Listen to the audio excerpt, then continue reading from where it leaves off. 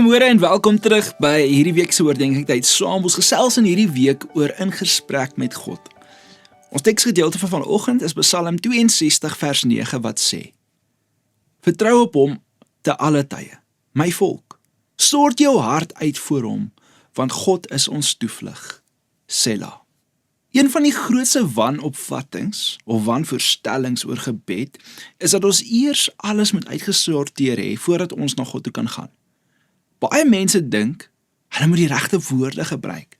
Hulle moet geestelik genoeg klink of hulle emosies beheer voordat hulle kan bid. Maar die Bybel kom en dit wys vir ons iets heeltemal anders. God nooi ons uit om ons harte voor hom uit te stort. En dit beteken dat ons nie net met in ons mooi dale van ons lewe na hom toe kan bring nie. Ons bring ook die seer kry. Ons bring die teleurstelling, die verwarring, die twyfel, die vrae. Want God word nie afgeskrik deur ons emosies nie. Wil jy maar dit vandag hoor? Hy's nie verras deur ons worstelinge nie. Nee, hy ken dit reeds. Hy weet reeds daarvan voordat ons dit met hom deel. En wanneer ons deur die psalms lees, dan sien ons hoe eerlik Dawid met God praat. Ek dink baie keer as ek luister na hoe hy met God praat, dan dink ek, joh, dit moes tawwe tye vir hom gewees het. Daar was tye wat hy God geprys het, maar daar was ook tye wat hy gehuil het, wat hy geworstel het, wat hy selfs gevra het waarom God stil is of stil lyk.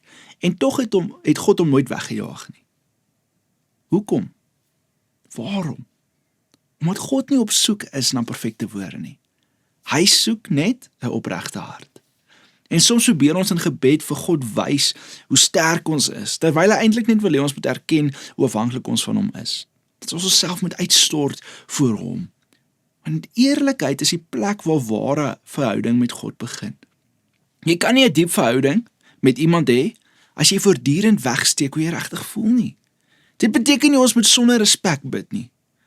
Ons het gister gesien dat ons met eerbied voor God kan kom, maar eerbied en eerlikheid staan nie teenoor mekaar nie. Maar trouwens werk hulle saam, omdat God so groot is, hoef ons niks weg te steek nie. Omdat hy ons Vader is, kan ons eerlik wees oor wat in ons harte aangaan. En miskien luister jy vandag na die oordeenking en jy voel moedeloos. Miskien is jy kwaad oor iets wat gebeur het. Miskien verstaan jy nie waarom God iets toegelaat het in jou lewe nie. Moenie nou probeer voorgee dat alles oukei of reg is nie. Bring dit na hom toe. Want God kan jou eerlikheid vat. Hy kan dit hanteer. En die wonder van die evangelie is dat ons nie met God praat wanneer ons sterk voel nie. Ons praat met hom juis wanneer ons op ons einde is, wanneer ons swak voel. Ons hoef nie 'n masker voor God te dra nie, want hy sien reeds alles.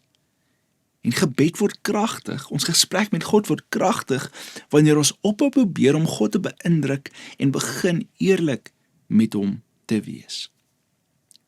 Vandag wil jy sê, God verlang nie na jou perfekte woorde nie, hy verlang net na jou hart. Ek wil jou vra, dink vandag hieroor.